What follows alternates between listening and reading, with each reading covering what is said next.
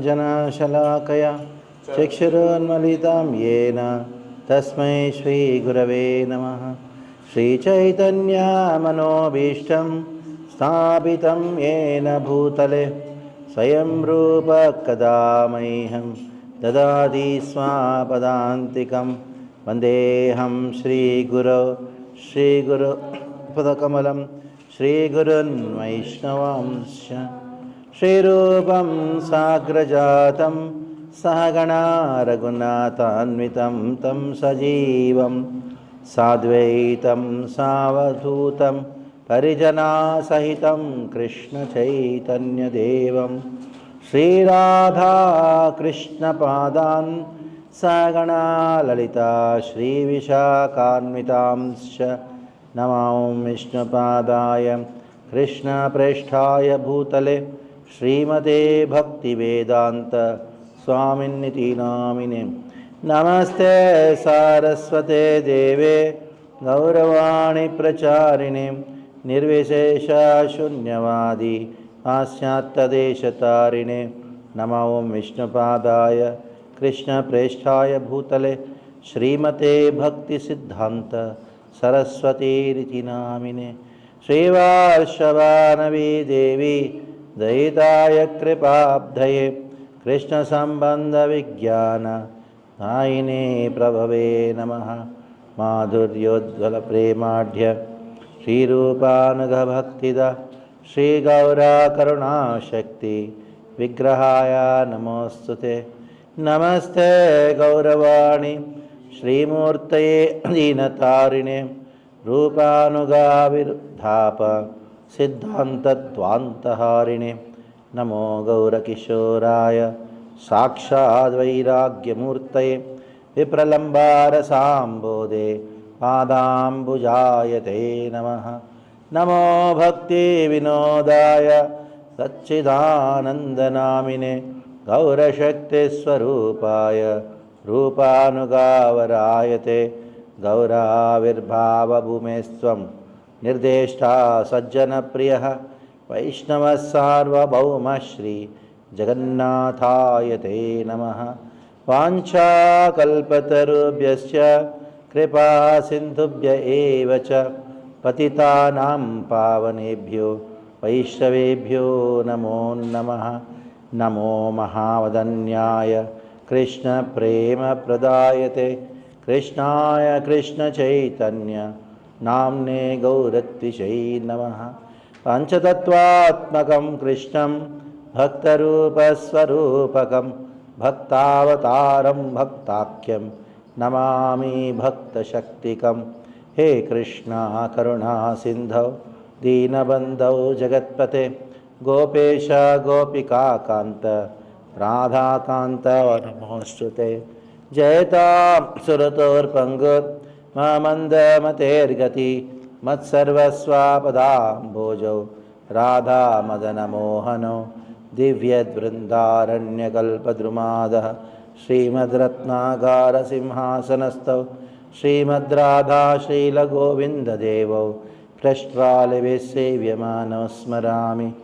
श्रीमान् रासरसारम्भि वंशीवटतटस्थितः कर्षं वेणुस्वनैर्गोपीर्गोपीनाथः श्रियेस्तु नः।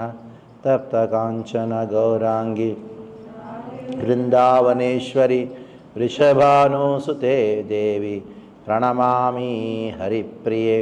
जय श्रीकृष्ण चैतन्य प्रभु Nityanand Shri Advaita Gadadhar श्रीवासादि गौरभक्तवृन्द।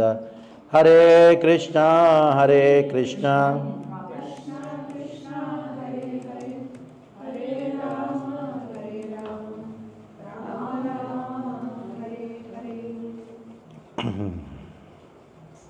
Hare Krishna. So, open one of the files which I had sent in the afternoon, in the morning, which is talking about Vedanta Sutra 1.1.1. Can I ask one question, Maharaj? Yes. Maharaj, like this astrological calculation and all. Yes. Yeah. This was category of I was expecting some question on astrology. I thought I am saved, but I am not saved. Yeah, please ask. Yeah. the category of like karma mimamsa or karma kanda.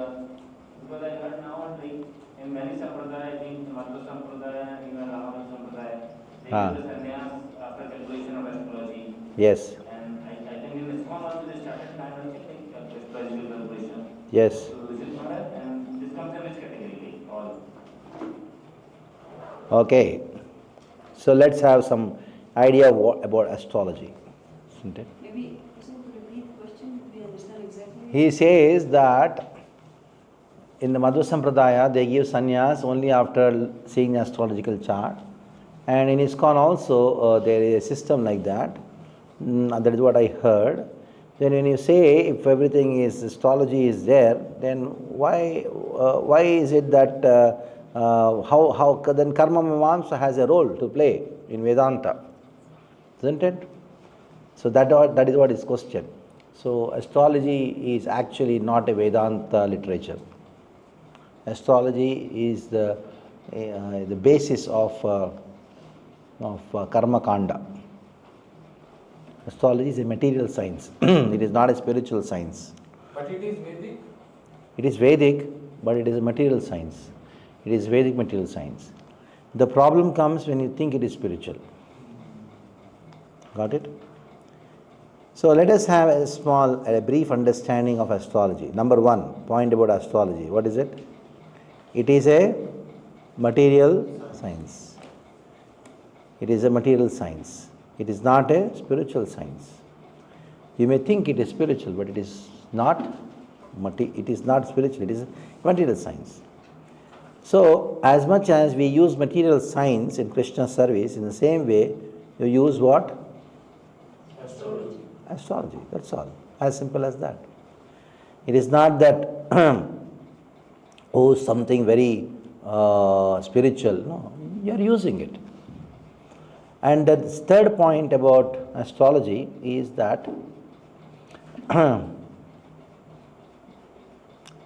it is predictive astrology is only just insignificant and the lowest aspect of astrology. Predictive astrology is only an insignificant and the lowest aspect of astrology as a science. When you say astrology, which is known as Jyotish, and of course Jyotish cannot be really translated as astrology. Jyotish is far beyond the word astrology. The modern and the Western understanding of astrology is different. Actually, it is astronomy. Jyotish has something to do more with astronomy. So, in this way, you should not pay too much emphasis on it and then become a karma kandi. Okay. Now, the other aspect of astrology is it is just nothing but your karma. Some people can read it, some people cannot read it. That's all. Some people can read it, some people cannot read it. So it's a language, nothing more than that. If I give you Spanish language, can you understand? No. But if you give a person who knows Spanish, he can read. So some people can know how to read. Some people know how to read your karma by the presence of the stars, etc., etc. It's fine. One thing which helps a sadhaka in how astrology helps a sadhaka, I'll give a small example. When a devotee came to me and then say, I'm having this problem, that problem, I told yes, you keep it to yourself, don't tell anything. You tell your date of birth, time of birth, and place of birth. And I told him at this stage, this happened. I don't know, bro. I told him, you gave your password for your karma. It's the password of your life. So then he told, how do you know? I told, it is in your karma. But the devotee is very sincere. Then he told Prabhuji, now I understand it's in my karma. I'm happy. I'm happy now. So I was happy just by knowing it is in my karma, though we give lectures, law of karma and all these things, When it comes to oneself, it's very difficult to accept it's because of a karma. Very strange, isn't it? When somebody comes to you, say, don't worry, it's all karma. You tell this and send him. When it comes to you, it is very difficult to accept it is my karma. So when I go to an astrologer, he says, it's in your karma. He says, yes, it's my karma. So yad bhavyam tad bhavantu bhavat purvakarman rupam edat praartyam mahumatam janma janmantarepi tat padambarutan nischala bhakti rastu. Our Kulashekara Alvar, he praises, yad bhavyam tad bhavantu bhagat purvakarman rupam. Whatever is in my karma, let it happen accordingly. Oh Lord, I am not interested even in changing my karma. But sometimes it helps in devotees who are not so mature to see, oh, it's all my karma. So let go. Let it go. Let it happen. Let me concentrate on bhakti. So, there are some devotees, especially in this movement, though we are preaching pure devotional service, but 99.99% of the people who are coming to us and connecting, who are donors, who are kind of well-wishers, and some congregation who are not really absorbed themselves in Krishna consciousness. If you help them in some little way, in their health, in their certain family issues, by the astrological solutions, so then they develop faith in Krishna. So in this way, astrology is of some use. It is not a process, it is not abhideya.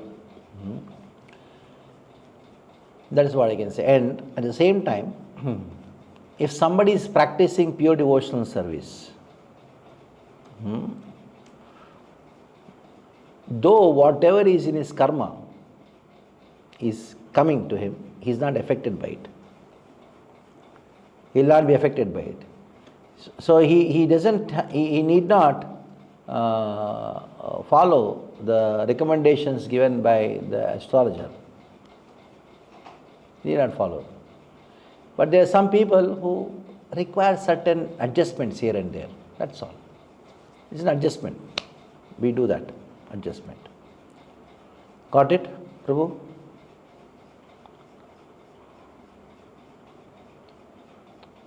Thank you. I just wanted to know, is it necessary for people who are taking sannyas, then why the person is performing? To be safe, that's all. To be safe. If somebody has got sannyas yoga, it is safe to give sannyas to that person, isn't it? He is already destined for it. And somebody can still be a sannyasi and a brahmachari throughout life, even though in his karma there is sansara.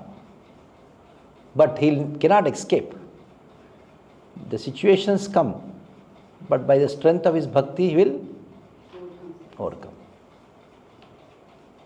But in somebody's karma, the situations themselves are not there, so it is safe as an organization to give sannyas. It is safe. And so in the Madhva Sampradaya, rather in any Sampradaya, it is all material. Positions, posts, everything material. Sannyas is material. Do you think a sannyasi, he got a sannyasi, a big sannyasi, in the next life he is born from his mother's womb, taking the danda, Mummy, I'm a sannyasi. No, gone. It is material. Sannyas is material, brahmachari is material, grahastha is material, all material. Isn't it? That's so for material things, material things are seen. Isn't it? It is not that you have taken sannyas and you have become a sannyasi, so you are a pure devotee. You are getting married, so you are not a pure devotee. Where it is mentioned in Bhakti? Is it Bhakti Rasamrita talks about it? No, it talks. So you are a software engineer. You are doing work in software company. You are not a full-time devotee. So how can you be a pure devotee? Where is it mentioned like that? Nowhere. So it is your conception, misconception. Yeah. So it has to be seen.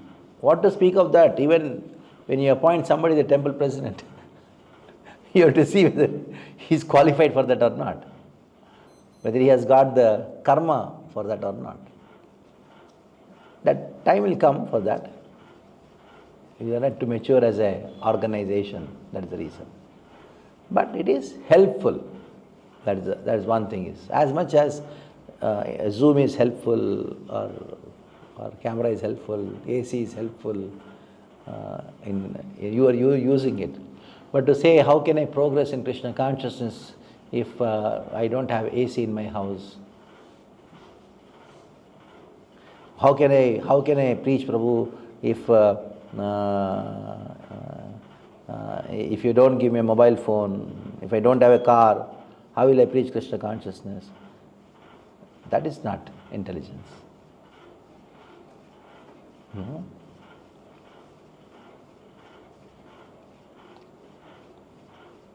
Okay? Karmamamsa refuted. Students' notes. 1.1.1. Which document? VS 1.1.1. Oh, VS 1.1. Means Vedanta Sutras 1.1.1. Because at least one sutra we should do, isn't it? First sutra. Adhyaya 1, that is the subject matter of all Vedic literatures is Brahman. That is the first Adhyaya. First Pada, words which taken by themselves would not necessarily refer to Brahman, but in the Vedic context certainly refer to Brahman. First Pada. Vishaya, what is the Vishaya? The first Adhikarana, this is a statement, the Vedic syllogisms of Vedanta or aphorisms of Vedanta begins with inquiry into absolute. Everyone should inquire very seriously about absolute truth. Why? Because knowledge of absolute, the science of consciousness and spiritual life is the only source of unconditional happiness. There is no other means to attain perfect, uninterrupted, endless happiness because consciousness is the fundamental existence of life. Athato Brahma Jigyasa. That is a sutra. Because the scriptures say, Atma va are drashtavyaha, shrotavyaha, mantavyo, nididhyasitavyo, Maitreyi. Oh Maitreyi, you should see, hear, remember, and inquire about the Supreme Personality of Godhead. Brahman means Supreme Personality of Godhead. Yo vai bhuma tat sukam nanyat sukam asti bhum naiva sukam bhumatve vai vijignyasitavyaha. So only by inquiring into the Supreme Personality of Godhead, Brahman, you become happy. So this happiness is only there when you have realization of the Brahman. For that you need to inquire about Brahman. So this is the Vishaya. Vishaya means subject. Subject is what? One should inquire into Brahman because only by inquiring into Brahman, by hearing about Brahman, by thinking of Nidhyasa, thinking about Brahman, one becomes happy. Here Brahman refers to understand Brahma Shabda Mukhya Artha Ko Hai Bhagavan. It is Krishna. One has to inquire who is Krishna, you have to hear about Krishna, and you have to meditate on Krishna, then only you can become happy. Otherwise there is no happiness. That is a subject. Samshaya. What is the doubt? See, students of religion and science often think that they have no need to inquire about absolute or investigate the esoteric teachings of Vedas. So one of the arguments of Karmamamsa, Jaimini, is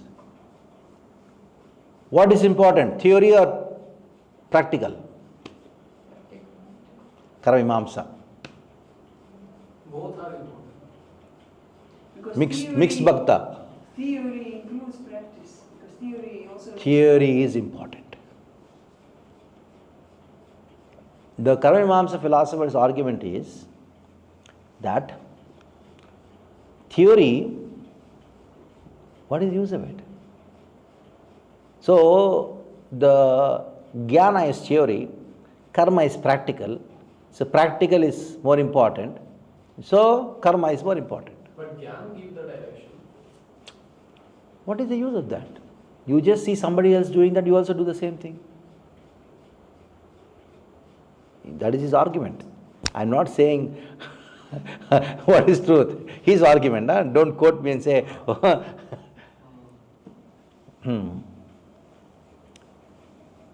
You hear 10th canto Bhagavatam, a nice, wonderful pastime of Krishna.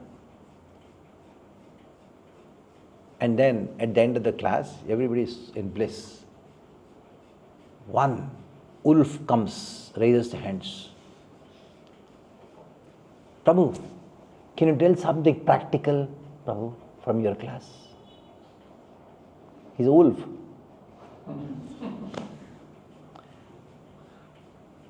This was my experience. I saw this. His Holiness Radha Govind Goswami Maharaj was giving a class.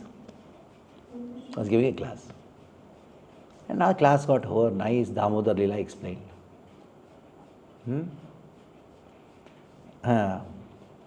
And one person raised hand. cannot hear Mataji. One devotee asked, raised hand. Volume low. Maybe my voice has become low. You're able to hear now? I should keep it in my mouth then. Volume is low. Is it okay? You check out. Some problem with the... Or just leave like that, na? Don't add speaker and all these things. Just leave it like that only. Yeah. Speak, man. Hare Krishna, are you able to hear now? Akashvani. No. No.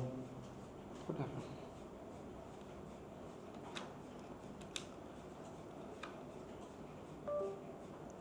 Now? Maharaj, you now speak, man. Hare Krishna, Krishna Krishna, Hare Hare, Hare Ram, Ram Ram, Hare Hare, Hare Krishna, Krishna Krishna, Hare Hare, Hare Ram, Ram Ram, Hare Hare. Now? You able to hear now? Hare Krishna. Nikal do. Now I think you can hear now. We don't require any karma. We only require jnana. Now we can hear you. Very clear, just see. No karma. No via means and all, direct. Okay. So, what is it talking? I lost. Some example. Example. Radha Govind Maharaj was giving His Holiness Radha Govind Goswami Maharaj was giving a class. He gave the class Damodar Leela, very nice, everybody said. Then one devotee asked, he raised a question. Kya hai? Then I'll speak in Hindi. That devotee, he said, Maharaj ji, ये लीला से हमको क्या सीख मिलता है? From this pastime, क्या सीख मिलता है? What I can understand. Then Maharaj told, यही सीख मिलता है, लीला सुनते जाओ.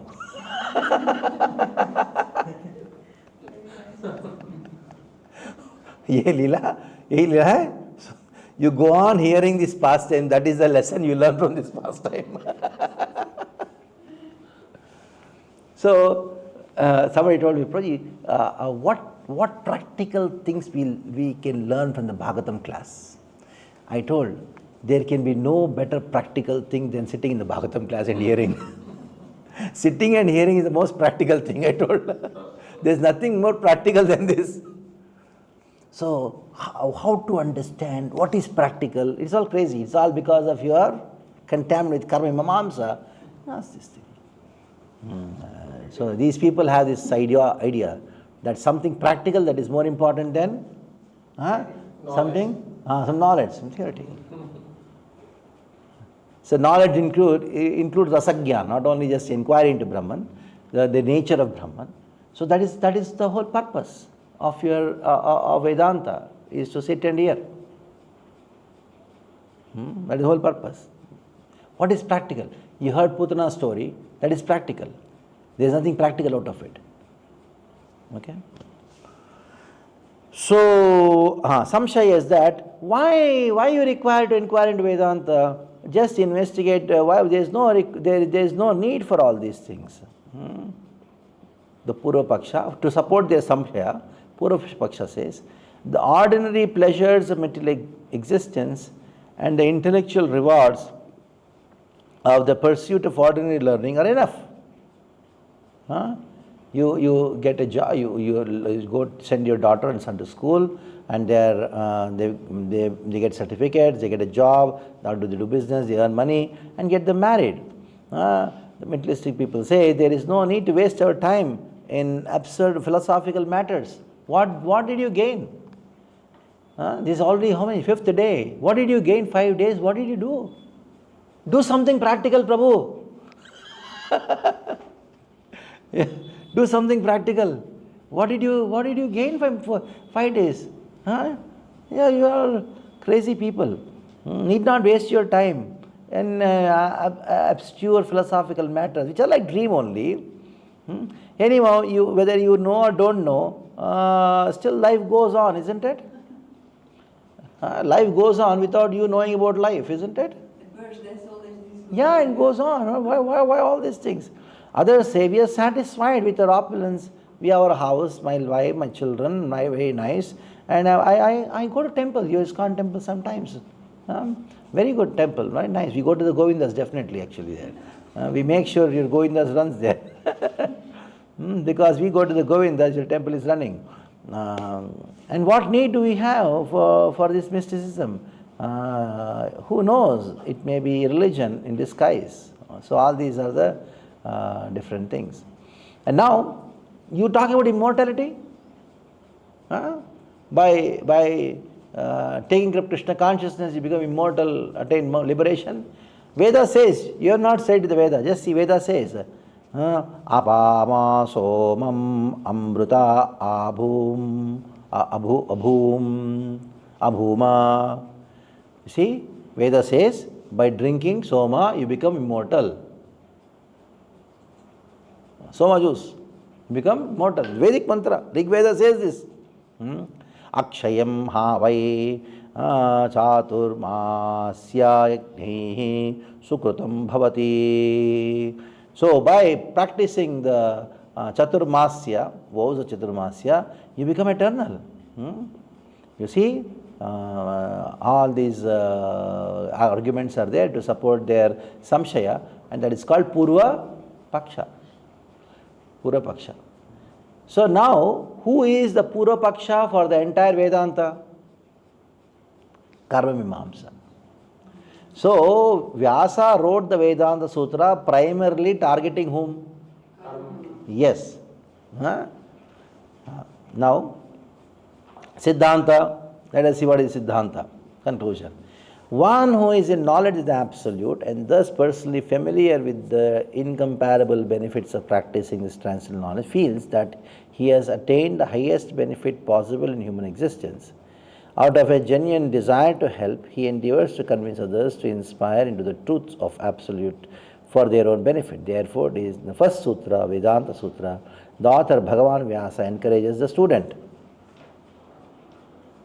by saying that Athato Brahma Jigyasa. So, one who has realized Brahman, that means one who has realized Krishna, Krishna Consciousness, he experiences special bliss. And that bliss is such that it cannot stop that person who is experiencing the bliss from giving it to others. That is the nature. Now, suppose you in the material world, if you eat a rasgulla, and you are getting sweetness, what do?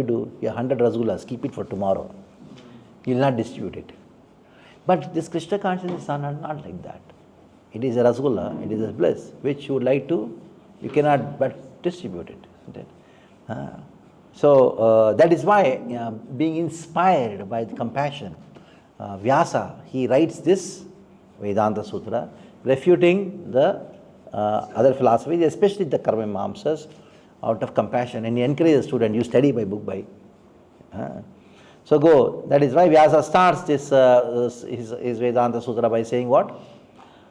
Om athato brahma jigyasa om janmadhyasyato om shastra yunitvat om shuteshu shabdamulatvat om tattva samanvayat om ekam tat viprabhuda vadanti om.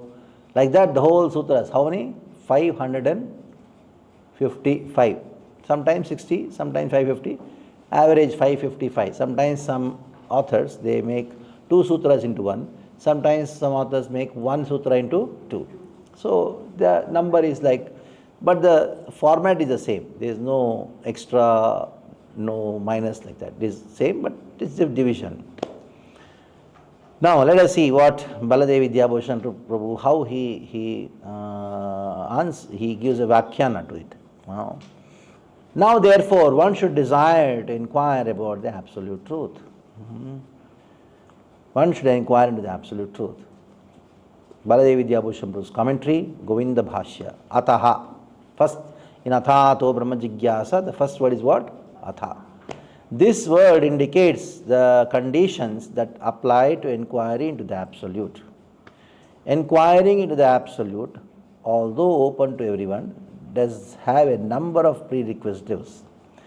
When one has properly studied both material science and religion, understood their meaning and successfully applied their principles, observed ethical practices of truthfulness, non-violence, etc., etc., purified one's mind and heart through prayers, mantras and practices, enjoyed the prosperity and material happiness resulting from virtue, and still remains unsatisfied, one is fit candidate for inquiry into the absolute truth. That means one who knows nothing in this world can satisfy me. See, to be very sutra, the whole bhashya also has to be presented as sutra, isn't it? In English, there is something called a pressy writing. You know about pressy writing? Pressy writing, press. There is 4 or 5 sentences, and you have to make it into a 1 sentence. Like you should know how to expand one sutra into big, and something big into small also. That means, who is qualified to inquire into Brahman? One who has understood nothing can satisfy me in this world. That is the whole purpose. At what point is karma mimamsas become frustrated? Become? Frustrated to be able to inquire. See, karma mimamsa people, as soon as they find somebody frustrated within their group, immediately they send about 5 to 6 motivation speakers. See, Krishna is frustrated with his motivation speakers. The whole purpose of this world is to demotivate everyone. And somebody is demotivated, and this person comes and says, Hum honge kamyam ek din, pura hai vishwas. This one devotee was a great motivation speaker.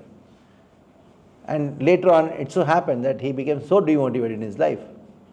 He landed in a big mess. I don't want to take his name, but everybody knows him. He's very famous. He was the motivation speaker. Everybody would call him, oh, I call him, everything is bada business, everything is bada, everything is so wonderful. What happened? I saw him in tears in front of me. Mera thoda chart dekh lo. So what happened? So it's all crazy. The whole purpose of life, whole purpose of Krishna's creation is to make you understand that this nothing in this world gives you any happiness. Tatapi. Sodasyatmana kritarthaiva Prabhu. What Vyasa has done? Vyasa wrote everything. Vedanta Sutras. The whole Mahabharata. But in spite of that he was unsatisfied, dissatisfied. That is why Narada comes and asks Vyasa, hey, jignāsitamiti cha brahma ettat sanatanam tatapi. Tatapi means what? Still. I passed the examination, I became a graduate, engineering graduate, still. Now, I had to get a job. I got a job, still. It's not satisfied. Oh, let me get married. Yes. Some motivation speaker comes and says, get married, Prabhu. He gets married. And still, get a promotion, Prabhu. Still. Tatapi means still. In spite of all these things, you will be the same. Nothing changes. You will be the same. Huh? You may get 100 degrees graduation, you will be the same. Till you come to the point of inquiring into the Absolute. So what makes them to feel like that unsatisfied? Because the soul can only be satisfied by Krishna consciousness. Yeah, but I mean, they are so... They continue. Why do they continue? That is the Yes, question. they continue because actually they follow Vedas also. Yeah. Which give them that sattva. And It gives them sattva. brings satisfaction. Yes, yes. So what should happen to their lives?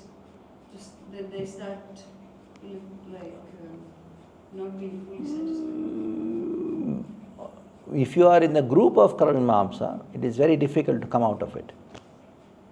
Very difficult. Unless you have a Vedanta who is so powerful, who presents the philosophy and also has the purity to bring them. It's a mercy of a Vaishnava. Yeah, mercy. That's what is the ultimate thing. Okay. Also, now refers to the present time. The second meaning of now. Just go down in the second paragraph. Also, now refers to the present time. When the that one. Go down. Atha, not now. Go to next one. Next paragraph. Zoom devotees. Yes. Hey, go up, little bit go up. That paragraph. Yes. Also, then comes now. The very second line of your screen. Also, now refers to the present time when the depth and scope of scientific investigation has brought it face to face with the same issue discussed in Vedanta, namely the science of consciousness in Absolute. With which science terms as universal quantum wave function and all these things are there. We go further. Scientific exploration. So now, after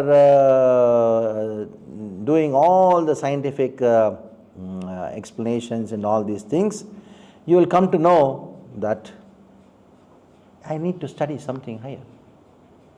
Because all these scientific advancements and all these things have become so dry. There is something beyond it. There is something called consciousness. So Vedanta philosophy gives this thing. Now, ataha, the second atha, go to the second atha. Material work and religious piety brings results of happiness because material happiness is based on material bodily senses. It is inevitable, imperfect, limited and temporary. Ataha, therefore, material work, religiosity, they are all temporary. So that is why you have to inquire into the Absolute. Okay. So this is the Siddhanta, later part, and you can just study them. Just I gave a small hint to that. Anyway, we have to go to the today's subject, that is Mayavad. What happened? Go to the end. Last paragraph of the entire thing. Yes. Just go to the last paragraph. End of the. In conclusion, what is conclusion called? Sangati. We have described here how at a certain point in time, ataha, after tasting the experience of life, contemplating their meaning and reaching certain conclusions about existential condition of human existence in the material world, person should therefore, ataha, become eager to inquire about the nature of Brahman. Vedanta Sutra is an opportunity to enter into the understanding of the absolute truth taught by great sages and attain personal direct consciousness of the Supreme Personality of Godhead. This bestows the highest spiritual perfection of full transcendental knowledge, immortality, eternal bliss upon the sincere student of Vedanta philosophy. So this is one aphorism which is presented in the same way. That is what? First is Vishaya, then Samshaya, Purvapaksha, Siddhanta, and Sangati. Conclusion. So this is a conclusion. So let's go to Mayavad. So I was wondering how to present this Mayavad because many notes were there. Yesterday I was sitting with Prashanta Mataji. She was talking about further courses to be done in VIHE and all. Then I told that we can start with the Sadarbhas of Goswami, Shat Sandarbhas. Thorough studies of Sandarbhas. Shat Sandarbhas. This Ṣad-darśana. Shat Sandarbhas. Then, okay, I had done Tattva Sandarbhas. Here also I have done, I suppose. I don't know whether. Dashamula I have done. So Tattva Sandarbhas I had done in a couple of places. Then I thought that we start with Tattva Sandarbhas for VIHE sometime later. So I was contemplating how to. There is one notes on Mayavad which I had given last time to the students of Ṣad-darśana, but that is very collecting different places something and then putting. So since the Goswamis, especially in the Shat Sandarbhas, especially Tattva Sandarbhas, Mayavad refutation has happened very thoroughly. So I thought just take that 10 Anuchedas and then give it to you. Whenever you have time, you can read all of them. But we cannot do all, but we can just have an idea how Mayavad has been refuted by Jiva Goswami in the Tattva Sandarbha by using Srimad Bhagavatam. Especially in Bhagavatam, there is one section in the first canto, 7th chapter. First canto, 7th chapter. Vyasa's realizations. See, 5th and 6th chapter, Narada Vyasa Samvad. 5th and 6th chapter, Narada Vyasa Samvad. And Narada told Vyasa that you go to Samadhi. Samadhi Nanuspara. So Vyasa, he sat on the western side of western bank of Saraswati river in Badrika Ashram, and the place where Vyasa sat is known as Samyak Prasa. Anybody been to Badri? No one. Huh? You have been to Badri in Vrindavan? Yes. So it's very difficult to come in front of Rajvasis and then say, have you gone to this place or have you gone to this place? Well, everything is here only. So why I should go? That's Rajvas. Good, very good. So anyhow, in Vrindavan Parikrama Marg, many years one devotee told, Vyasa wrote Bhagavatam here. Some places they showed. I told he wrote in Badri, na? No, it was here. Then I have done what? Here means, I told everything is here in Vrindavan only. So, one of the reasons to go to Badri is that is a place where Vyasa wrote Srimad Bhagavatam. Narada Vyasa Samvad happened, and after that Vyasa went into trance, and that Vyasa Gufa is there on the other bank, on the other side of Saraswati river. The place Samyak Prasa is there. When Vyasa went into trance, Bhakti Yogena Manasi, Samyak Praniti Amale, Apashyat Purusham Purnam, Mayamcha Tadapashrayam. Vyasa saw Krishna. Along with Krishna, he saw Purnam means Radharani is also there, Ashtasakis, and he saw all the Sakis, Yashoda Mainanda Maharaj, he saw entire Vrindavan. And behind Krishna, he saw Maya. Maya is not coming in front of Krishna. Then Vyasa saw, hey, what is Maya doing? Maya is bewildering everyone. Ya sammohito jivatmanam trigunatvakam paropanute. Though they are transcendental, the jivas are thinking that I am body. And this anartha has to be extinguished. How can you extinguish the anartha? Vyasa contemplated. Anartha upashamanam sakshat. Bhakti upadokshade. Lokasya majananto. Vidvans chakre satad samhidam. Vyasa, he wrote this Bhagavatam so that by studying Bhagavatam, one can fill their heart with Krishna Prema Rasa and destroy all the anarthas.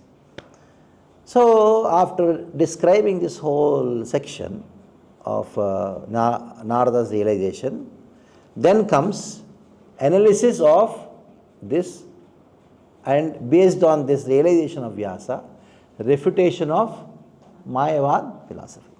Okay? Now, Anucheda, 34 onwards. Which, till 4:30, whatever possible we'll do. Okay? Although the Jiva is purely conscious Chidrupa, like the Supreme Being, it is yet distinct from the Supreme Being. This distinction is clearly shown on the one hand by the words, Maya is apart from and yet supported by him.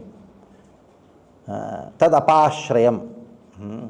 And on the other hand, by the phrase, Jiva is deluded by Maya, yaya sammohito. So there is a Maya standing behind Krishna who could not bewilder Krishna, but he is bewildering whom? Jiva. So there is a distinction between Jiva and Spirit. Now, go further. In 1.7.4, the words used to describe Maya relation with Bhagavan, tadapashraya. This phrase indicates that in the state of trance, Vyasa saw that Bhagavan supports Maya and that she has no influence over him. Separate and inferior. Maya is separate from Bhagavan in the sense that she does not belong to the category of the intrinsic potency, separate. And her separateness, however, is in no way implies independent from him. That she is ashamed to appear in front of him, of the Lord. She is inferior both to him and his intrinsic potency, that is Antaranga Shakti. For this reason, she cannot influence him and is fully subordinate to him. Therefore, as mentioned earlier, she is compared to a maid servant who works outside the inner apartment of his king. Who is Maya? Maya is like a maid servant who works outside the apartment of his king. That's called Maya. Now, while unable to influence Bhagavan or his intrinsic potency, Maya can influence Jiva. As the words say, ya sammohito Jiva. So the whole purport is to establish that the living entity is distinct from the Supreme Personality of Godhead. So this is the purpose. Now,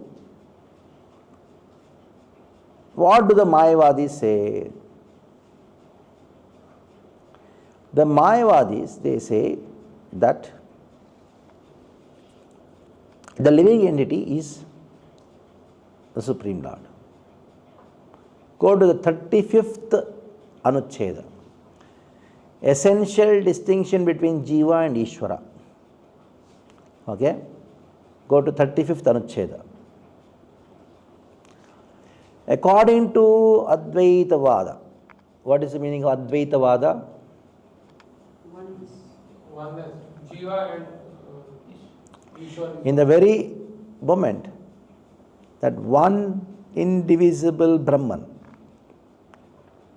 whose nature is pure consciousness, becomes the support of Maya and the embodiment of knowledge as Ishvara, it simultaneously falls under Maya's influence and is overcome by ignorance as a Jiva. This is illogical. Thus, we can understand that the Jiva and the Supreme Lord are distinct entities. Moreover, since their inherent capabilities are different, Ishvara as a controller of Maya and the Jiva as by subordinate Maya, the Jiva and the Lord are distinct in their essential nature. Okay. It requires a bit explanation. So, what is the explanation of the Mayavadi philosophers, that is Jiveshwaravadis? You have Brahman. Just visualize, you have something called a big laddu called Brahman. And it is influenced by Maya. Maya has two potencies. One is Vidya potency, other is Avidya potency. So when this Brahman is covered by the Vidya potency of Maya, it takes the form of Ishvara. Ishvara means like Rama, Krishna, Narasimha, Vamana. These are the Ishvaras. So the Mayavadis also accept that there is a distinction between Jiva and Ishvara. But ultimately, they both come from one Brahman who is affected by. So when Brahman is affected by Maya's Vidya potency, he becomes Ishvara. When Brahman is affected by Maya's Avidya potency, that Laddu become Bundi. And these Bundi are like the Jivas. Now what happens? All the Bundis come together and become a Laddu. So these Bundis, they forgot their Laddu. Very gross. Even Shankara would become angry on me. Hey, what kind of example you are giving? And that's what I can do. You wrote something and something wrong. And to explain something wrong, I had to give some crazy examples like this. I was reading that when Brahman becomes covered by sattva, becomes Bhagavan, then becomes covered by rajas, then becomes jiva, and when covers by tamas, then becomes material nature. Yeah, you can do that also in one sense. You can explain that way also. But I have not read this explanation directly. I read somewhere. Because sattva, rajas, tama are not really completely manifest in that. Potency of vidya and avidya potency is there. Yeah. Okay. Now, the explanation goes like this. Purport onto these anuchedas written by Jiva Goswami. Interestingly, Jiva Goswami himself gave purport to his sandarbhas. And another Acharya who gave purports to this is Baladev Vidyabhushan Prabhu. Both of them gave purports. Now, Srila Jiva Goswami has carefully analyzed Vyasa's purport. On the basis of that analysis, he presents arguments opposing the Advaita theory of the absolute oneness of Supreme Self Paramatma and the individual Self Jivatma.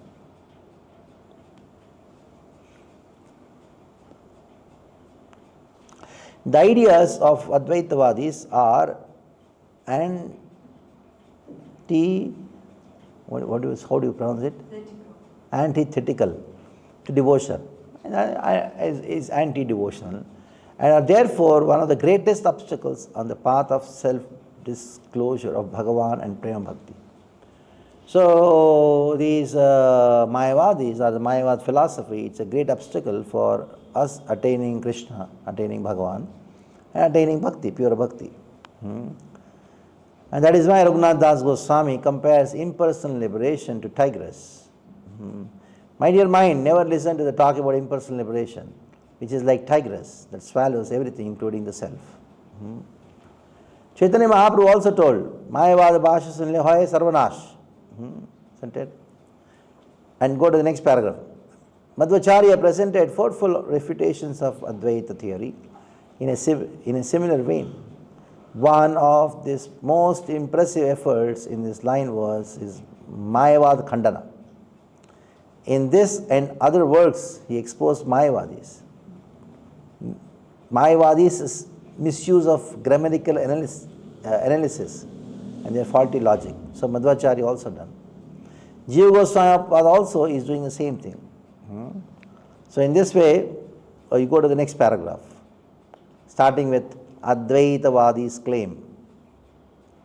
Advaitavadis claim that ultimate reality is radical, non-dual, pure consciousness alone, without form or attributes. They try to define ultimate reality only in negative terms. You heard about this famous thing? That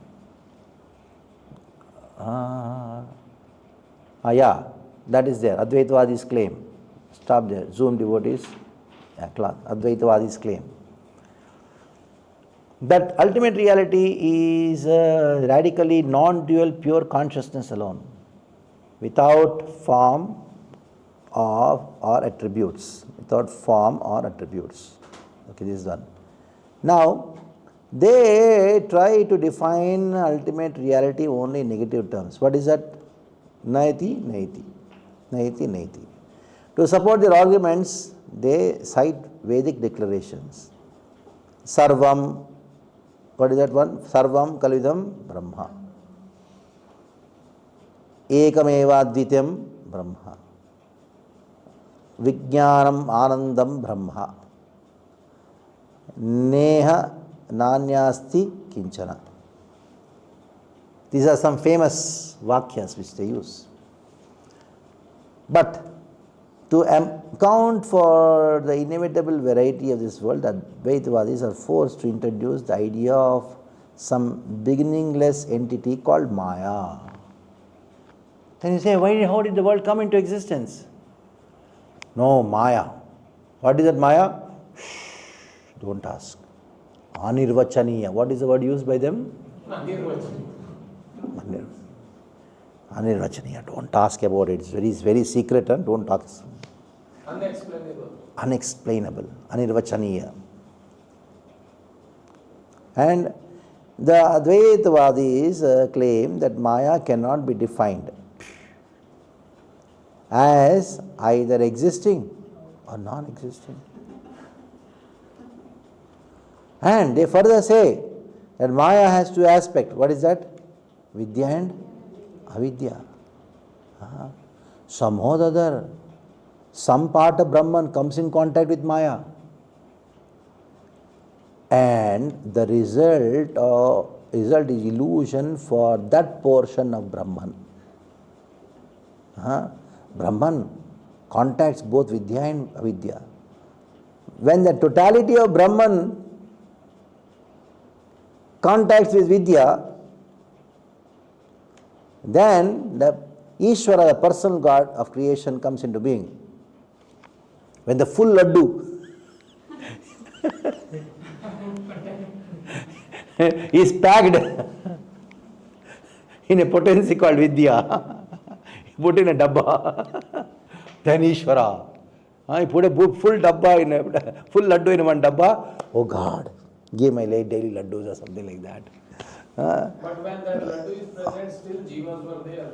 Yeah, together. You don't know Brahman. Very mystical. It is a theory of uncertainty. Theory of uncertainty. And when small parts of Brahman contact avidya, they become jiva. All of you understood what is Mayavad? And this is sum and substance of Mayavad. This is sum and substance of Maya. If you got it with the analogy of laddu, then you can distribute laddus. And then be happy. Oh, you are a Mayavadi now. You are Mayavadi scholar. No. According to the Advaita doctrine, the difference between Ishvara and Jiva is not intrinsic or eternal. It is due to upadhis. So, they say there is difference, but the difference is because of upadhi. The apparent limitation of Brahman by Maya, Vidya and Avidya potency. When a jiva develops spiritual knowledge, thus transcends these upadhis, he realizes himself to be unlimited, non-variegated Brahman. Then this bundi realizes, actually I am not a bundi, I am laddu. Because laddu is made up of bundi, isn't it? Sarvobhani Nirmuktam. All upadhis. So I am not this body, I am not jiva, I am God. Even to think I am jiva is upadhi. Non-variegated. Yeah. No variety. So, this attainment is supposed to be the perfection of spiritual life. In support to this concept, the Shankarites, where did it go? I pressed something, it went.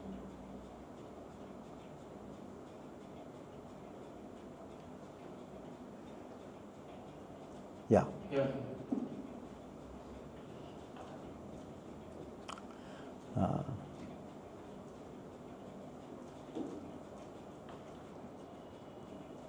Yeah.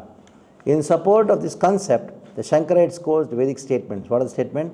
There is no liberation without direct intuitive insight. Rite jnanam na muktihi. Without jnana, there is no mukti. Which jnana? That I am.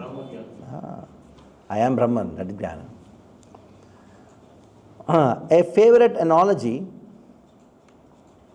of Advaitavadis used to explain how the one unlimited Brahman becomes manifold and limited in the form of jivas is that of open space akasha and a clay pot. You know that famous thing? Ghatakash, Patakash. Ghatakash and Patakash. So Mayavadis accept Akash. Huh? They accept the ether. Yeah, they accept the ether, but that ether is also illusion. Illusory ether.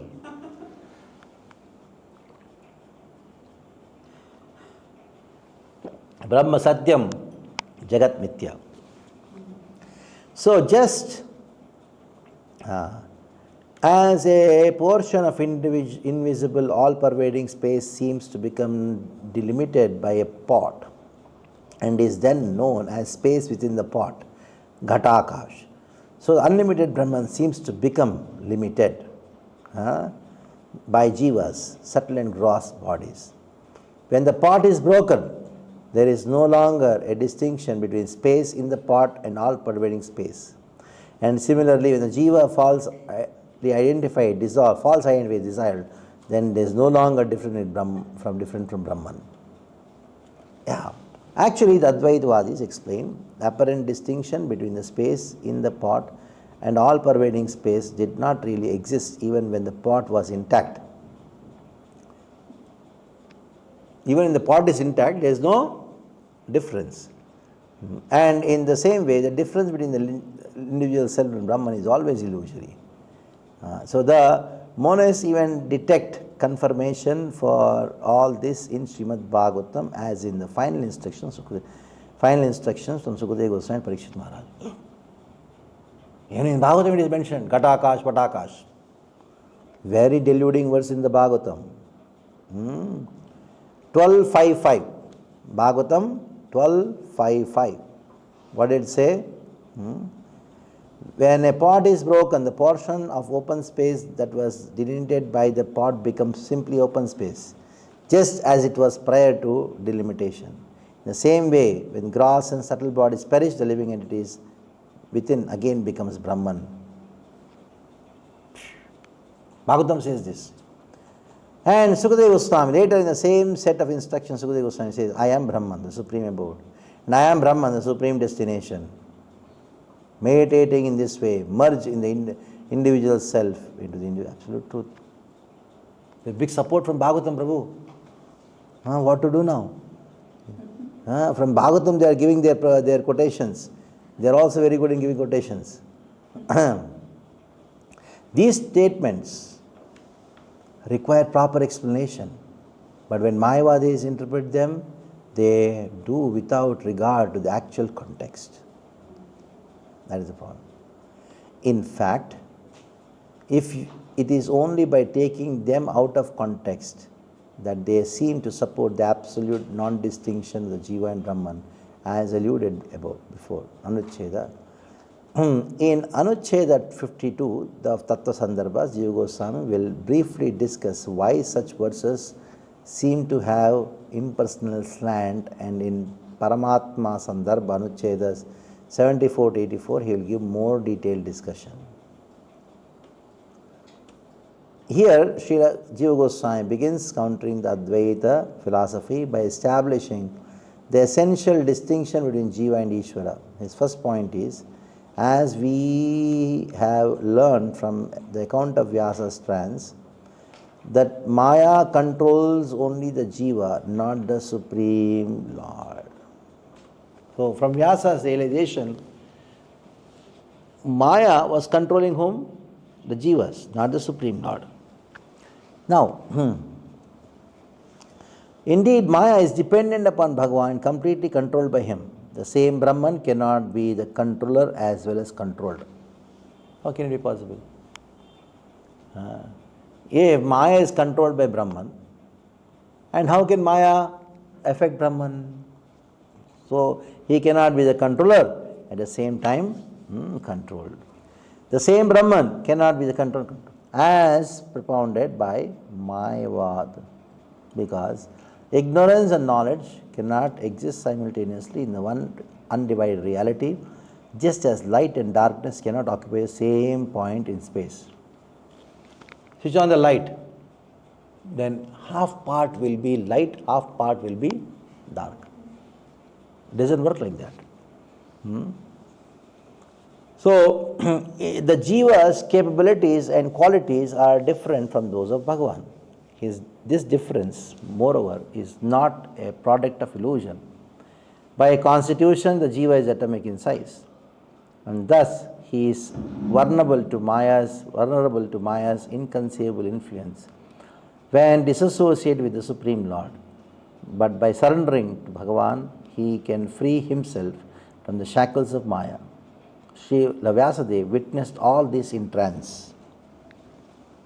So the Jiva, though he belongs to superior energy, but when he is disconnected from the absolute truth, then he becomes controlled by Maya. So in the next Anucheda, Jiva Goswami states the difference between Jiva and Ishvara is ontologically real and not just empirical, because Mayavadis, they argue, no, this distinction is only empirical, means only for the practical purposes. It is not real. So, next, 36th Anucheda. The Jiva is not merely a product of an upadhi of Brahman. Translation. Also, the radical non-dualistic position of Sri Shankara cannot explain any of these differences between the Jiva and the Supreme Being as no more than the division of or reflection of Brahman into a hierarchy of upadhis. So, the two words are used. Division means and reflection. There are two main schools of Mayavad. One is known as division, that is known as Parichedavad. Other one is known as Pratibimbavad. Parichedavad and you must have heard about this in Srila Prabhupada's Bhagavad Gita, in the second chapter itself, where Prabhupada talks about, even if you accept the theory of reflection, the soul is not cleavable. The Supreme Lord is not cleavable. Use Parichedavad. Parichhed means cleavable. It becomes breaking, Brahman breaking. It doesn't break. Parichedavad. Another one is what? Pratibimbavad. So, let's see the purport. The Advaita philosophers hold that there is only one reality, the formless, attributeless, indivisible, non-variegated, impersonal Brahman. And they have various theories for explaining the apparent separate existence of the Jiva and Ishvara. The two theories mentioned in this section is known as Parichedavad. Number two is what? Pratibimbavad. They are the most prevalent and both have been expressed in several of course, there are more modifications in later on. Because to cover up one lie, you have to tell 10 lies. And to cover up those 10 lies, you have to tell 100 lies. And to cover up those 100 lies, you have to tell 1,000. In this way, the Maya Sampradaya expands.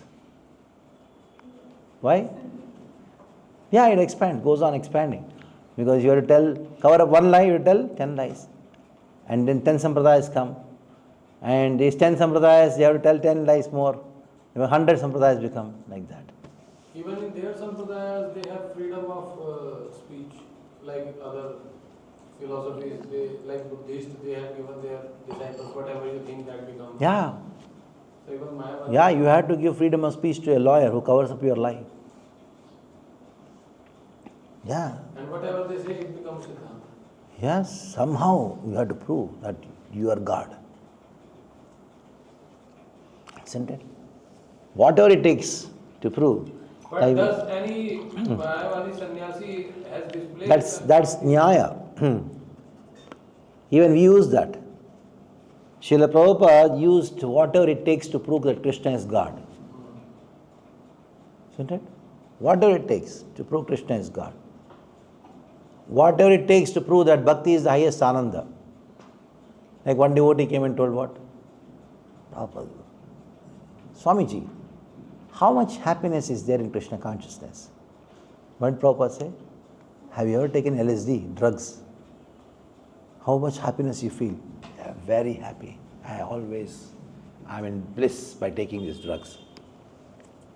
By taking one LSD, you're so happy. Krishna consciousness, the happiness in Krishna consciousness is how much?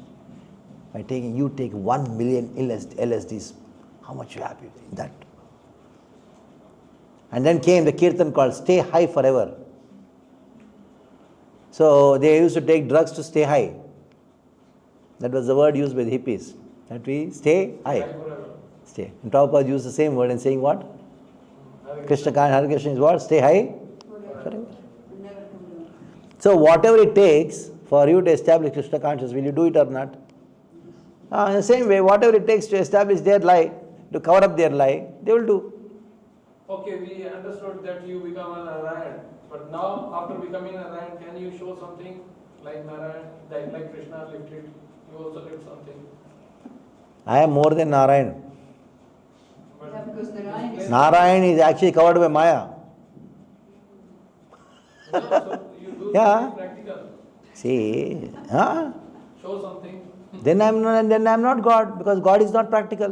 Brahman is not practical. That is what is meant to see. Brahman is formless, attributeless, individual, indivisible, non-variegated, impersonal, fit for nothing,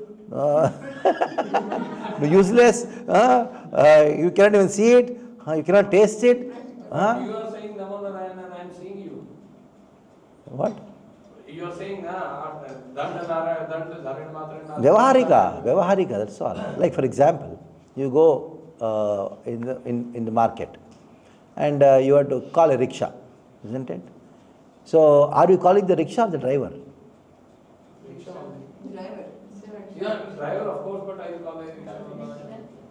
You don't even call rickshaw wala. Say, hey, rickshaw, come. Say. Vyavaharika, you are not actually calling rickshaw, calling rickshaw wala. But for practical purposes, that is why, that's all. Vyavaharika. Cheating. Then you don't know how to argue. Then you don't know how to argue. Just say cheating and go away. Yeah, you should argue with me. I'm a Mayavadi now. But still, Yeah, that is why you require this course. Vyavaharik means you are just playing around with the words, but you are not showing something. Yeah, you also play around. Did I stop you from playing around with words? So you show me this form. No, I'm formless.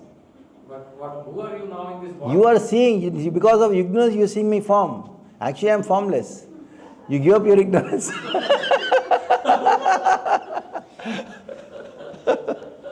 Okay, this is called Vitanda. To prove the other person wrong. So you must be very powerful. If Huh? you are a Narayan, you are all powerful, all six, full of six opulences. That is what I want to realize. I am all powerful. Please help me. You can bear anything. So Yeah. if somebody, hit Actually, what is the difference between you and me? There is no difference. You are God, I am God. And both are in ignorance, that is the problem. Let us chant Shivoham, Shivoham, Shivoham and remove our ignorance. By removing our ignorance, we will understand we both are one. We are talking to each other. Actually, I am talking to you, you are talking to me. When you are talking, actually I am talking. When I am talking, you are talking. My God. Okay, I am very good Mayavadi, don't worry. I can do very good drama for Mayavad. Let's go further. So you remember two terms, Parichedvad and Pratibimbavad. Now let us see what is this. They are very prevalent, and both of them, they are the most prevalent, and both have been expressed in several modified forms. According to Parichedvad, the one indivisible Brahman appears divided into many embodied jivas because of various upadhis, such as the inseparable vast open space. Mahakash appears divided by being contained in various spots called Ghatakash. Okay? This is called Parichedvad. What is the example for Parichedvad? Ghatakash and Mahakash. Next, this theory advocates that no real difference exists between the space inside the pot and outside. The distinction is assumed only for practical purposes. After giving the example, they say it is only for practical purposes. Actually, there is no physical difference. Just for you to imagine. Something unimaginable. God is unimaginable. But for you to get an idea, I had to say something, pot and all these things. For practical purposes, so that you can understand. Practical purpose means for the purpose of explaining. That's all. Even that is not true. But for you to have an idea, like even also, we also say the same thing, isn't it? Krishna's eyes are like lotus. Is it true? Just for you to have an idea. They also say, for you to have an idea, it is impossible for you to understand. But to have some idea, we are giving this example. I am just praying that you should not become Mayavadis after this class. I think you should swap the roles now. You swap the roles? She is really afraid. Yeah, I am hearing so much of Mayavad from him. So you become a Mayavadi, then I become I Vaishnava. don't know anything about Mayavad. Now you don't know. Okay. So, once apart,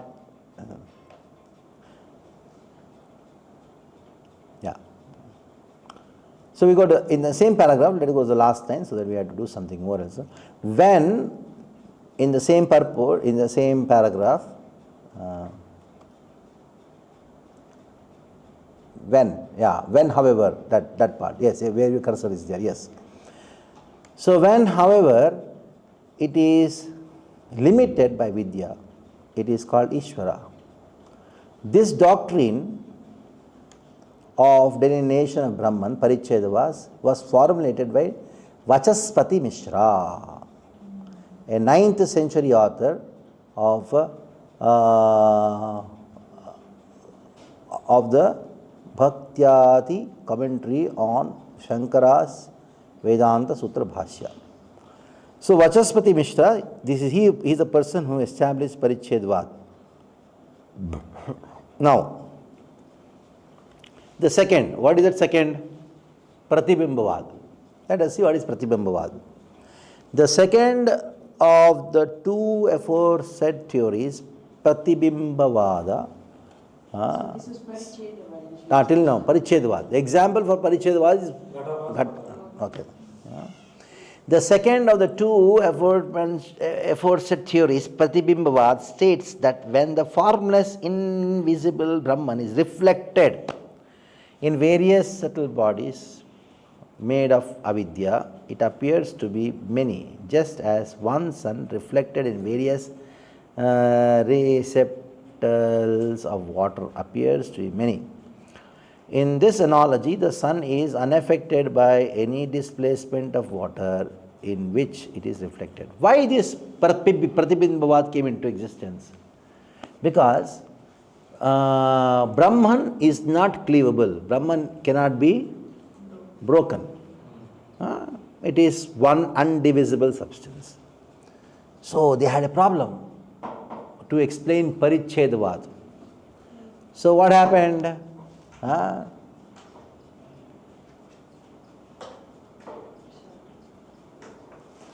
Then what happened? So they thought we had to invent another theory to cover up one lie. More light. More lies. So bigger lie comes into picture. What is that bigger lie? Pratibimbhavad. So this Pratibimbhavad, what is the analogy of Pratibimbhavad? That one sun is reflected in water. Many ponds. How many suns are there? Or reflection in many, but Ah, original is one. though one sun reflected in many, unlimited. And to see many suns is illusion. Yeah, actually it's only one sun. It's all illusion. And now it is advancement because the sun is not broken, it is only. Reflected. Appears. Now the point is, another problem, another point about this is, I'll refute. She told you I should be a Vaishnava, no? So I should refute. You said Brahman is all pervading, and you said Brahman is reflecting. How can Brahman reflect on itself? Because Brahman is, All pervading. and if it has to reflect, then Is not all pervading. there should be some reflector, isn't it? And the Brahman is all pervading, so the reflector should also be Brahman. If the reflector is Brahman and Brahman is reflecting on itself, which part of Brahman is reflecting on which part of Brahman? Oh, this is all unreal. Oh, what you see is unreal. No, it is only to explain to all of you. Actually, it is not even that. Over. Okay.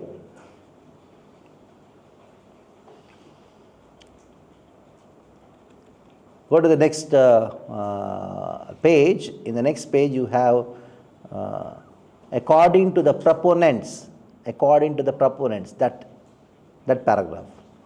According to the proponents of Pratibimbhavad, the same Brahman that becomes the Jiva when reflected in Maya's avidya potency also becomes Ishvara, the creator of God, when reflected in her Vidya potency. How do you explain? The reflection is on Maya. And now, when this Maya has got two potencies, Vidya and Avidya. When Brahman reflects on Vidya potency, it becomes Ishvara. When Brahman reflects on Avidya potency, that becomes Jiva. Nonetheless, by virtue of this contact with Maya, Brahman assumes a personal but temporary form that, unlike the Jivas, is immune to ignorance. Nonetheless, Brahman's manifestation in the personal feature of Ishvara is a function of Maya and is inferior to all pervading Brahman. Pratibimbhavad says that all avatars of God described in Vedic literatures are manifestations of Ishvara, resulting from Brahman combined with Avidya potency. Like the Jivas, such personal manifestations of God have subtle and gross bodies, but unlike the Jivas, they neither acquire their bodies because of past karma, nor they are bound by reactions of their activities. So now, Bhagavad Gita, what does Krishna say? Janma karma chame diven? Do Mayavadis reject that statement? They say, perfect. Janma karma chame, And Mayavadi says this. karma doesn't affect. Yeah. Because Brahman, when it is reflected on the Vidya potency of Maya, it takes the form of Ishvara, God. Worship Krishna. But for them, superior to Krishna, there is. And that is why the Mayavadis open temples, worship Krishna, they do Krishna Katha, they do Kirtan. Somebody gave me one lecture series on Bhagavatam, every verse lecture on Srila Swami's commentary. Because I wanted to learn Bhagavatam, I just directly from Srila Swami's commentary, and there was no English translation available at that time. what 15-20 years back. Vraj ka sant hai, he is a saint of Vraja, and I was very happy to receive it. Then I started hearing, such a great scholar, but he was just presenting hardcore Mayavad. Hardcore Mayavad. Great scholar. He is presenting Mayavad philosophy based on Bhagavata. And he is explaining the verses in such a Vaishnava way, but after that he gave a comment. What is that comment?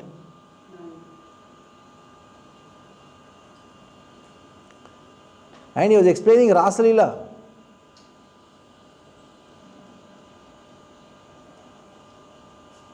And he had tears also while speaking Rasa Leela.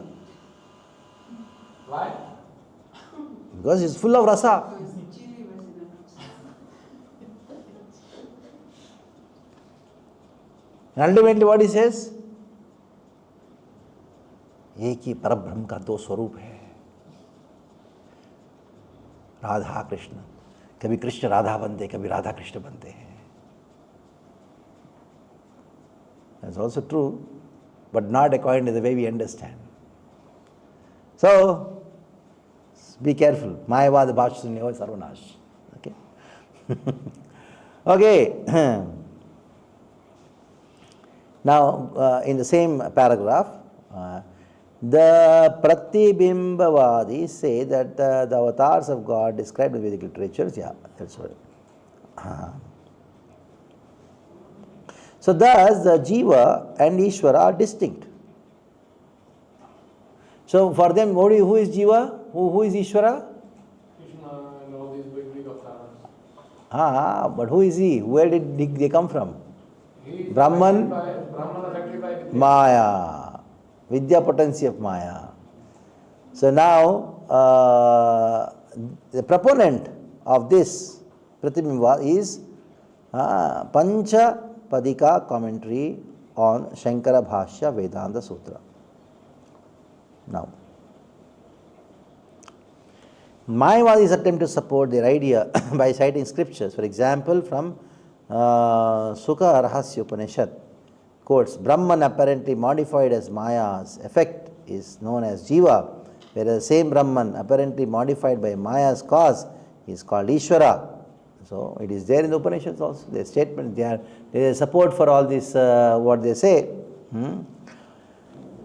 All the supports are there from different Upanishads. Let's go to the last paragraph of this chapter, of this page. Srila Jiva Goswami, following the footsteps of Mahaprabhu, contends that Sri Vyasadeva experience in trance contradicts both Advaitavadi's doctrines, that is Pratibimbavad and Parichedvad. This contradiction is evident from the analysis of Jiva Goswami's Jiva Goswami is already presented. But in upcoming Anuchedas, he further points out the specific defects in these doctrines.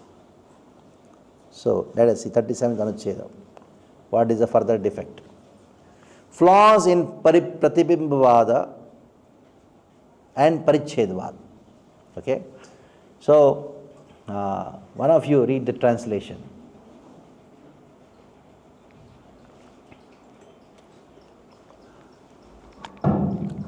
If we assume that these upadhis are real, vastava, because of their empirical validity, Train? August Kranti? Anya Vidyaka, August Kranti? Which train? August Kranti? Okay. I mean August. Yeah. Are these people are able to hear? Yeah. Here, please. Okay. If we assume that these upadhis are real, vastava, because of their empirical validity, Anya Vidyaka, still because Brahman is not subject to any influence, it cannot be delimited by them. Moreover, Brahman can cast no reflection because it is devoid of attributes, all pervading and indivisible, that is without parts. Since Brahman has no attributes, it can have no relation with upadhis. Since it is all-pervading, it cannot be divided into an object and its reflection. And since it is indivisible and indivisible and uniform, it cannot be seen. Brahman resembles the sky in this respect. Because the sky is invisible, reflections are cast not by the sky itself but by the heavenly bodies, which are luminous portion of the demarcated sky. Okay. Somebody from the Zoom can read the purport, first paragraph. In Shankaracharya's radical non-dualism, existence is understood to be of three different grades: pratibhasika, illusory existence; vyavaharika, empirical existence; and paramarthika, ontological existence. Pratibhashika existence is perceived in such states as dreams and illusions but ceases when normal consciousness returns. One may, for example, mistake a rope for a snake in semi-darkness, but this misperception ceases as soon as light is shed on the rope. Therefore, the rope perceived as a snake was merely an illusory appearance of reality. Pratibhasika satta, it is not an empirical reality because it is entirely subjective and lasts only as long as the misperception is not sublated by an ensuing valid perception. It is negated by a valid means of knowledge and thus it is not executable, meaning that it is incapable of being the basis of practical effects. The rope misperceived as a snake, for example, poses no real threat to the viewer. Yeah, yes. Wait. So now you have three situations. The Mayavadis explain three situations. Number one is pratibhashika, means illusory existence.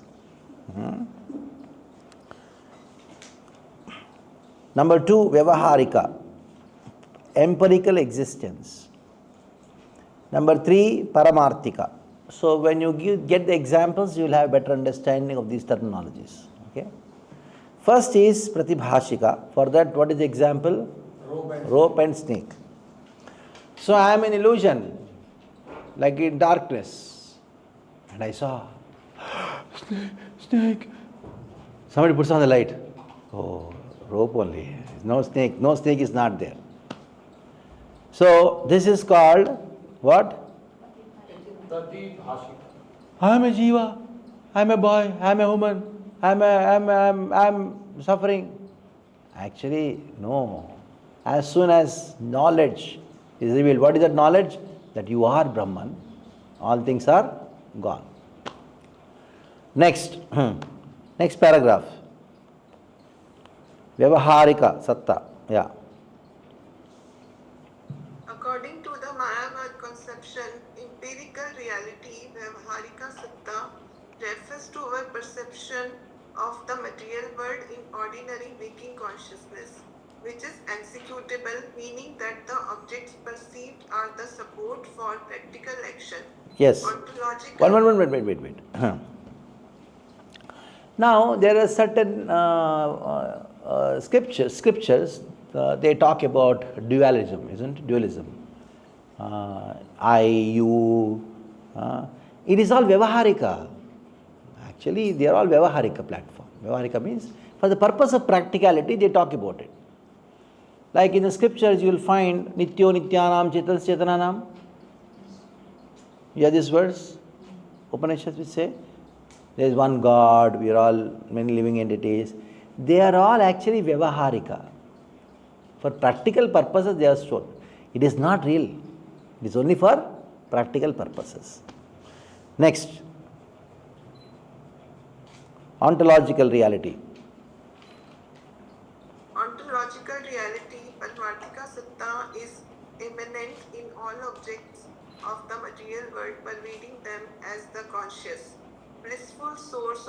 manifest varieties. In Ṣad-darśana Viveka, Shankaracharya writes, objects in the material world have 5 characteristics: existence, perceivability, attractiveness, form, and name. Of these, the first 3 belong to Brahman and the other 2 to the world. Day-9 Viveka 20.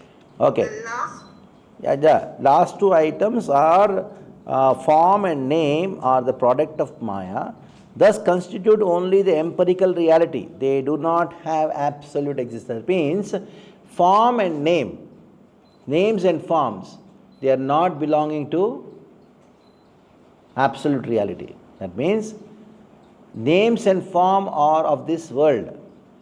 So whenever you're talking about form of someone, chanting the name of someone, especially Krishna, it is what?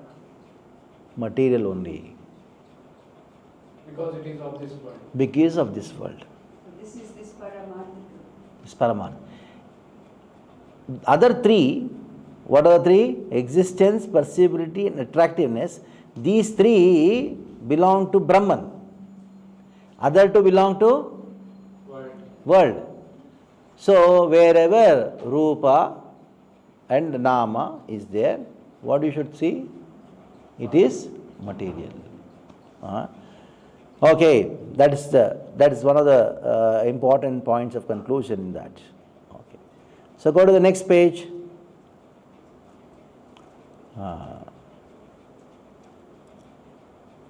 Srila Jiva Goswami, read this paragraph, someone.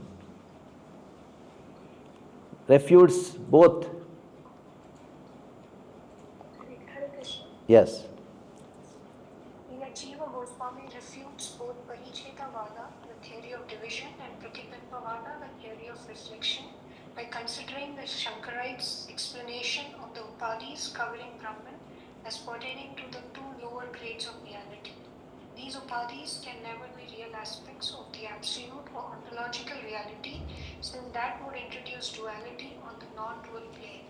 In the case of Parichetavada, the Upadhis can be either empirical real, Anadi Dhyaka, considered in Anuchedas 37-38, or only apparently real, Avidyaka, considered in Anucheda 39. Srila Jiva Goswami shows the fault in both of these alternatives. So there are 2 situations. Number 1 is considering the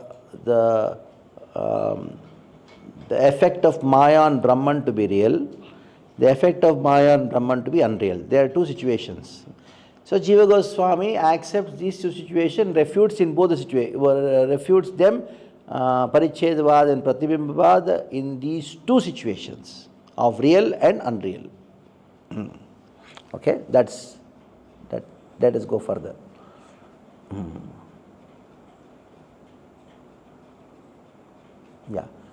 Go to Anucheda 38. 38 Anucheda. Read the translation. Yes.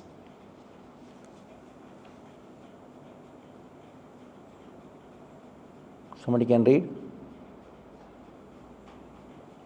Refutations of Pratibimbavad and Parichedavada translation.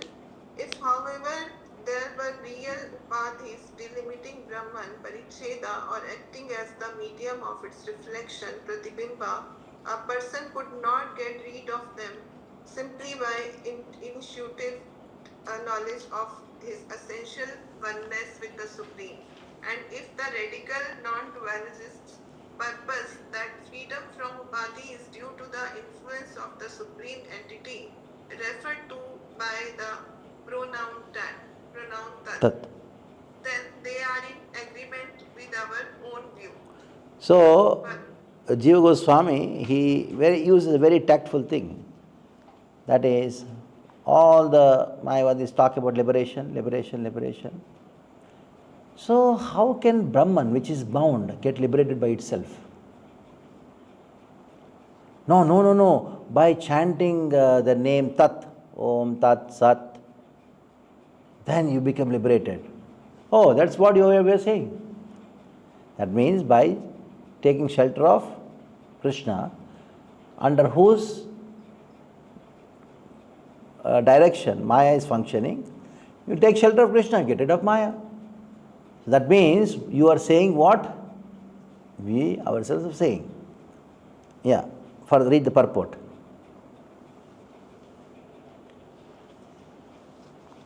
Somebody can read the purport.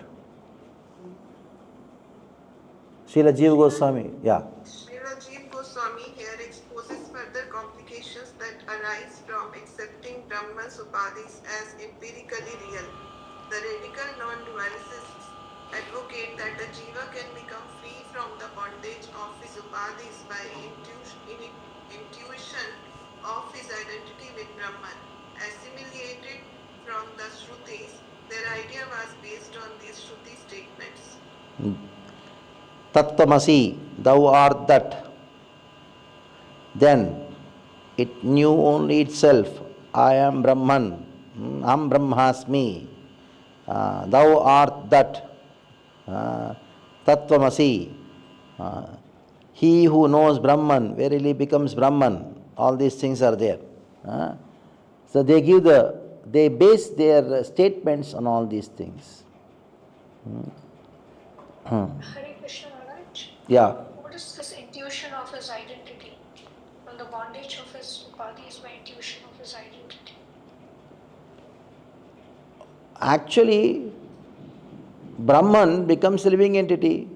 How? By the effect of Maya. So you are thinking you are Brahman.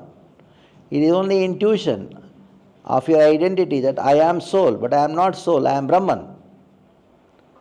And they base all these things, their philosophy, on these major statements which are given in this particular section. So now read this particular purport. Thus onwards. Thus, with the apparent support of Vedic scriptures. Read the part. Thus, with the apparent support of Vedic scripture, the Advaita-vada school claims that liberation is achieved through knowledge. Indeed, the Shruti says, by knowing that Brahman alone, one transcends death, there is no other way to cross over.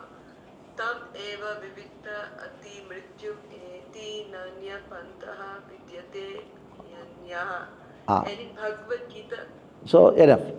So, the whole philosophy of this Mayavadi is by knowledge you get liberated. By knowledge you get liberated. So now you go to the next page, last paragraph. Next page, last paragraph. Srila Jiva Goswami answers this whole argument by pointing out. No, next page. Srila Jiva Goswami answers this whole argument by pointing out that even when a jiva is absorbed in hearing the Vedic sound, conveying the knowledge that he is with Brahman, he is one with Brahman. The upadhi covering the jiva, which is empirically real, will not magically dissolve. A man bound with chains will not become free just by meditating that his feathers are cut. A rabbit will not turn into an elephant just by meditating, I am an elephant, I am an elephant. Such achievements would be possible only if the upadhis were merely apparent. An intoxicated office clerk may think that he is the President of the United States, but when he becomes sober, he understands that he is just an office clerk. If the upadhis covering Brahman are real, the task of removing them is not so easy. Mere knowledge is not sufficient to liberate the jiva from Maya. If knowledge alone were actually sufficient for liberation, why do scriptures recommend various austerities, penances, and rituals for self-purification. Bas.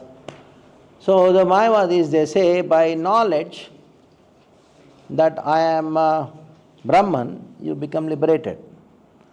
Now, what is the argument given by Jiva Goswami here? I am bound by shackles. I am bound by shackles. I am bound by shackles. Will the shackles go away? No. Okay. We all know I am not this body, I am spirit, soul, isn't it? Is it true? Yes. Right or wrong? So let's chant 16 rounds of this mantra. I am not this body, I am spirit, soul. I am not this body, I am spirit, soul. I am not this body, I am spirit, soul. मैं ये शरीर में आत्मा, मैं शरीर में आत्मा, मैं शरीर में आत्मा. 16 rounds. Then you will feel hungry. Then you tell your wife. What do you say? I am hungry. She says, who is hungry? Soul or body? Forget, first give me food. So though you are not this body, your spirit, soul, just by Thinking you will not thinking or even chanting, I am not this body and spirit, soul, will not be. you will not be able to realize that. You will not. So just thinking, I am Brahmasmi, I am Brahmasmi, Aham Brahmasmi, I am God, I am God, I am God, I am God, I am God, I am God. And after open your eyes, you will find your wife is shouting at you, your children are jumping around. What God? And you get a report. Yesterday you did a blood test. You got a report that you got cancer. What realization you had? Chanting Aham Brahmasmi. Aham Brahmasmi. Shrutvapi vena vedu vedna kaschit. Understand? I have one doubt. Yes. There is said if the shackles are real, Yeah. then it should not be so easy to remove. Yeah. But they are actually not real. According to No. my opinion. Now there are two. Both conditions are taken. One is shackles are real. Taking that argument. This is the explanation given. Taking the argument, it is not real, because you have to explain or refute Mayavad. That means two schools of Mayavad. One is Pratibimbavad, Prachedvad, and another one is Pratibimbavad. In two situations where the Maya affecting Brahman is real. Other condition is what? Maya affecting Brahman is not real. In these two, when you are refuting, you have to refute so that there will be no further discussion. There is no further argument. Because when you defeat someone, he says, no, this is not my stand, it is all real. Then you have to, they jump to that, then you have to defeat that also. In this way, Srila Jiva Goswami, in his Tattva Sandarbhas, he has taken two vadas. One is what? Pratibimbavad and Parichedvad. And then considering them, they argue. It is not that he is saying. They say sometimes they say it is real, sometimes they say it is unreal. So considering it is real, you refute them. Considering they are unreal, you refute them. So this is about when it is real. Yeah, this considering them to be real, this is what he said. So it's Parichedvad. Yeah. Let's go further. 39th Anucheda. This is our last Anucheda for today's this session. Read the 39th Anucheda.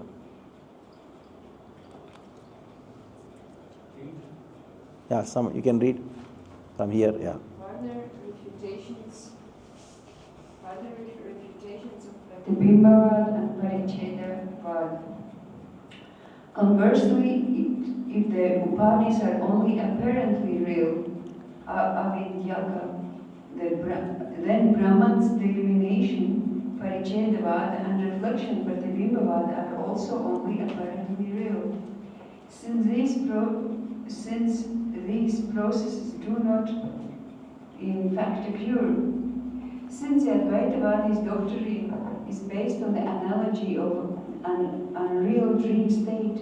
Such analogies as the pot, as that of a pot, an open space, akash, which involve real upadis, cannot serve to establish it. No proper analogy can be drawn between real and unreal things. Therefore, the Advaita body's theories of division and reflection are nothing but the play of illusion, unprovable due to the inherently faulty application of analogies. Okay, so now taking that these two Parichedvad and Pratibimbavad to be unreal. So Jiva Goswami refutes in that condition. When you say it is unreal, then it is not a fact. Then what you are saying is true, untrue.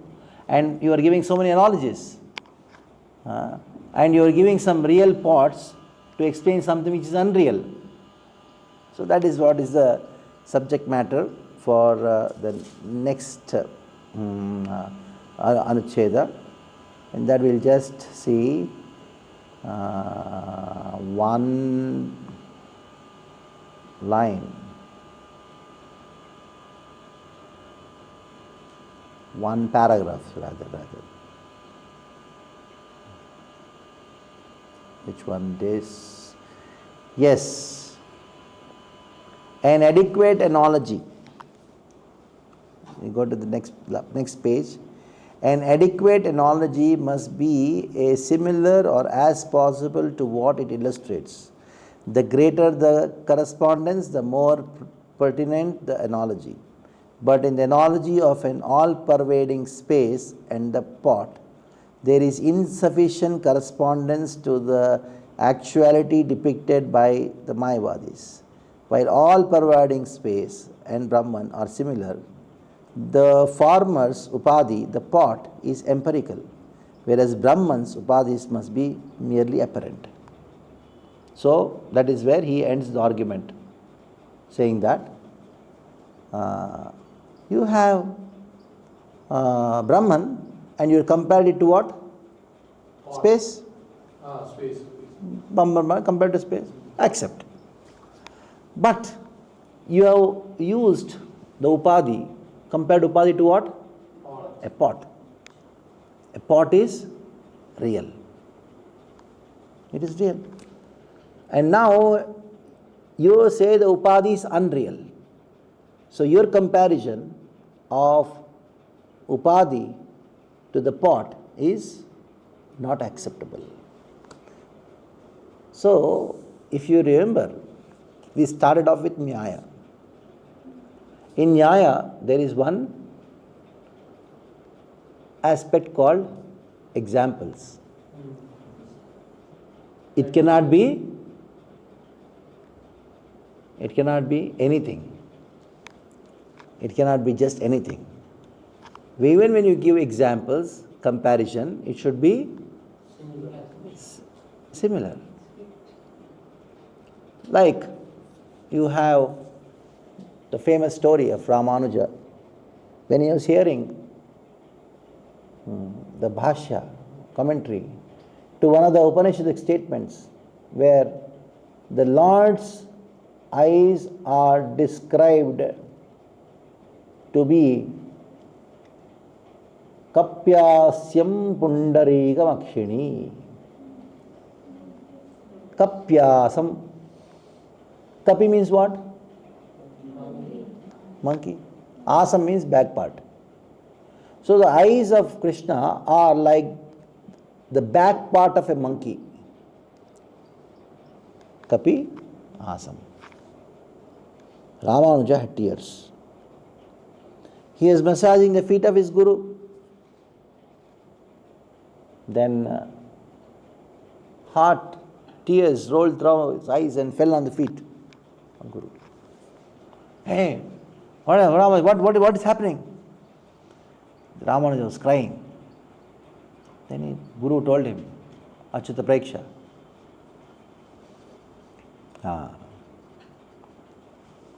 What is this? Not Achyuta Preksha. What is his name? Achyuta Preksha is our Madhvacharya's spiritual master, Guru, Mayavad Guru. Ramanuja's Guru?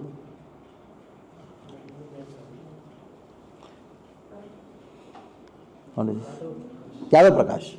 Yadav Prakash. So Yadav Prakash. So Ramanuja told his Guru that the explanation what you gave, comparing the back part of the monkey, what is it? Krishna's eyes to be the back part of the monkey. I do not understand.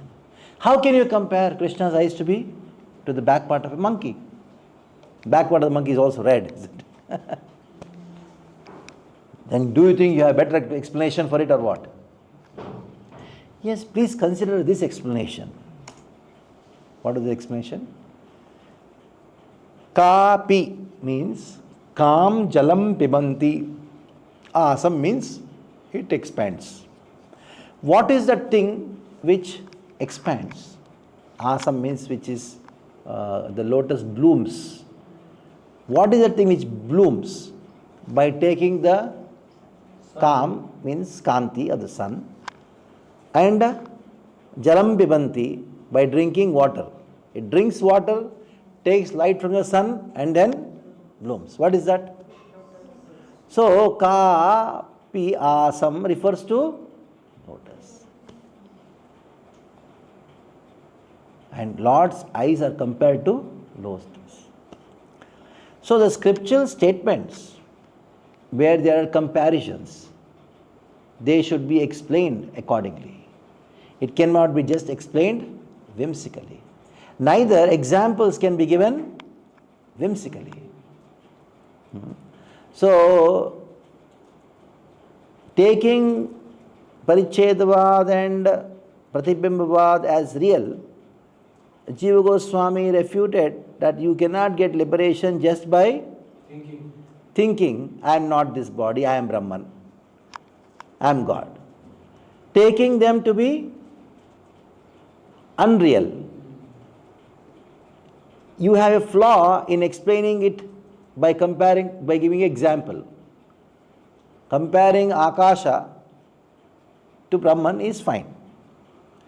Comparing Upadhi, if it is unreal, and giving a real example is not fine, not acceptable.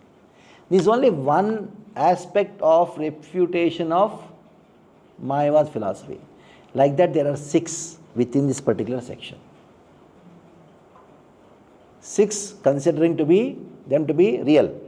6 considering them to be unreal. Real and unreal.